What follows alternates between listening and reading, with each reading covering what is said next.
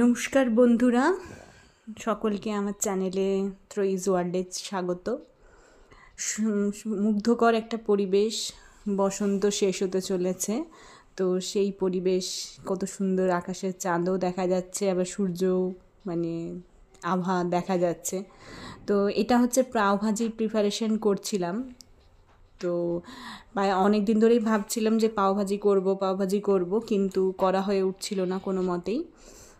আজকে কোনো রকমভাবে শুরু করলাম। তো এই করে পরে মানে করব করে অনেক কাজই করা হয়ে ওঠে না যদি প্ল্যান না থাকে, বা সব কিছু জিনিস জোগাড় যন্ত্র করতেও অনেকটা সময় চলে যায়। যাই হোক, কোনো রকমভাবে শুরু করেছি। পাওভাজি খেতে ভালোই লাগে, আর শীতকালের অনেক রকমের সবজিও পাওয়া যায়, সেই হিসাবে শীতকালেই পাওভাজিটা খেতেও ভালো লাগে, আর তার সাথে বাটার, তো সেই কম্বিনেশনটা তো আছেই। যদিও এটা আমাদের খাবার নয়, আমাদের বাঙালিদের নয়, কিন্তু বাঙালিরা তো সব খাবারই করে নিতে পারে।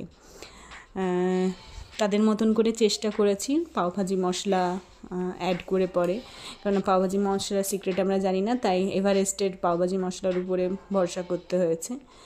তো পাওভাজিটা খেয়ে পরে মানে ব্রেকফাস্ট টাইপের বা টিফিন টাইপের করার জন্য এটা করা হয়েছে, যাতে মানে পেট ভরেও আবার খেতেও ভালো লাগে, এই আর কি। তো চলুন আস্তে আস্তে দেখি কীরকমভাবে পাওভাজিটা করেছি, এবং খেতে যথেষ্টই সুস্বাদুই হয়েছিল। আর কি খাবো সারাদিন তো এই কাজ, কি খেতে হবে, 4 বেলা 4 ধরনের নতুন নতুন খাবার খেতে হয়। সকালবেলা ভাত, তো রাত্রেবেলা রুটি, এই রকমভাবেই চলে দিনগুলো। তো পাওভাজি রেডি এবং সার্ভ করেছি, কিছু ক্লিপ নিয়েছি। যাই হোক, এই যে বাটার পেঁয়াজটাতে একটু চাট মশলা ছড়িয়ে ভালোই টেস্ট হয়েছিল, খুব একটা খারাপ হয়নি। আমার যত দূর করার তত দূরই করেছি। যাই হোক, এরপরে তরকারিগুলো কুটে পরে, মানে এটা হচ্ছে ডুমুর খুব একটা পাওয়া যায় না, এই সময়ই হয়তো পাওয়া যায়।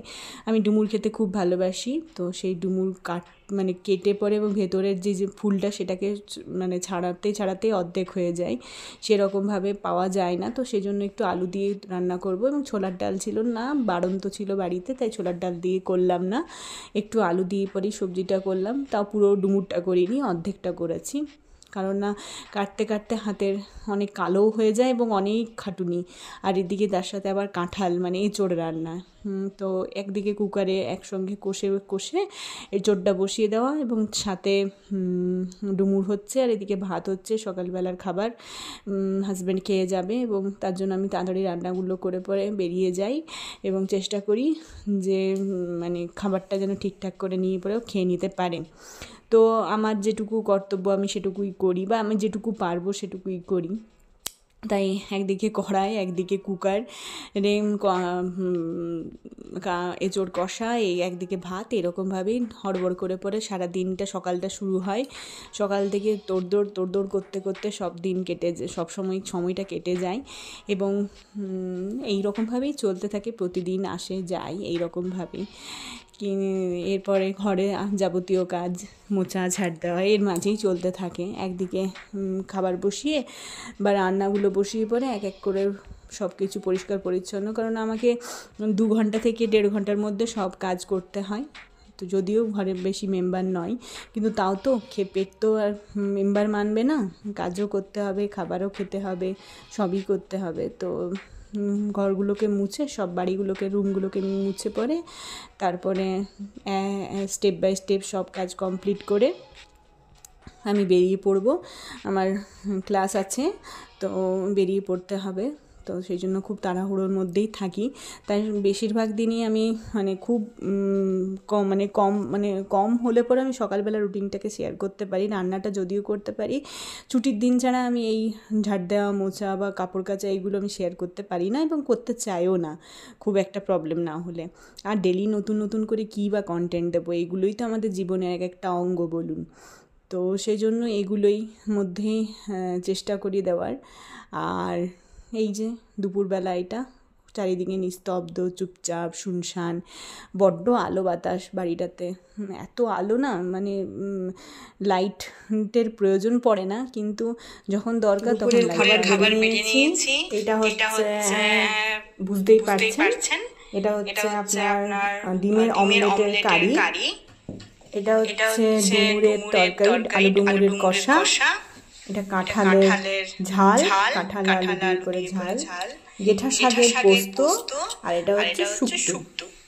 তো এই হচ্ছে দুপুরের আমার লাঞ্চ। চেষ্টা করি লাঞ্চটাকে ভালো করে সাজিয়ে গুছিয়ে খাওয়ার, একাই তো খাই, তো আস্তে আস্তে খাবার খেয়ে পরে এই যে বাড়ি দিকে পেছনে যেয়ে পরে একটু গাছপালাগুলো সেরকমভাবে, এইবারে আমি কিচেন গার্ডেনে খুব ছোট্ট জায়গা, তো সেরকমভাবে কিছু লাগাইনি, তো জাস্ট এই দিকটা কেমন একটা রুক্ষ রুক্ষ ব্যাপার হয়ে আছে। সবাই জিজ্ঞেস করে এবছর নতুন নতুন গাছ লাগাওনি, কিছু গাছ লাগাওনি, সবজির গাছ, তো যা নিজের থেকে হয়েছে, আমি কোনো গাছ এবারে পরিচর্যাও করিনি, লাগাওনি। এই যে লেবু ধরে আছে, লেবু গাছে প্রচণ্ড লেবু হয়েছে, আম গাছে আমের মুকুল দিয়েছে, আশা করি ধরবে, না ধরলেও কিছু নেই, কোনো ব্যাপার নেই। এইটা হচ্ছে আমাদের বাড়ির পেছনের দিক।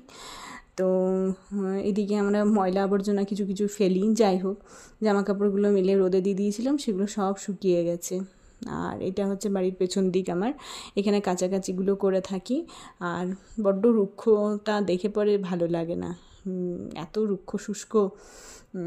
চলুন বাড়িতে জামা কাপড়গুলো তুলে নিয়ে চলে এসেছি, এত জামা কাপড় একসঙ্গে কাঁচা, মেলা, তোলা আর গোছা। দুপুরবেলাটা বড্ড নিস্তব্ধ, চুপচাপ, শান্ত। চলুন এরপরে কাজগুলো শুরু করতে হবে। দুপুরবেলার ভালো লাগে না, অলসতাও লাগে মাঝে মাঝে। আর দুপুরবেলায় এবার আমার নিজের কাজগুলো না কমপ্লিট করলে প্রচুর প্রবলেম হয়, তো এই সবগুলো শেষ করে একটু রেস্ট নেব, তারপরে টিউশন পড়ানো আছে, আবার সন্ধ্যেবেলা থেকে অ্যাজ ইউজুয়াল কাজ শুরু। চলুন আজকের মতন টাটা, শেষ করছি এখানেই। ভালো থাকুন, সুস্থ থাকুন, এবং চেষ্টা করবেন একটু পাশে থাকার, কারণ আমরা একে অপরকে সাহায্য করলে তবেই তো এক একজনা এক এক রকমভাবে উঠে দাঁড়াতে পারে। তো বাই, পরে আবার ব্লগে দেখা হবে।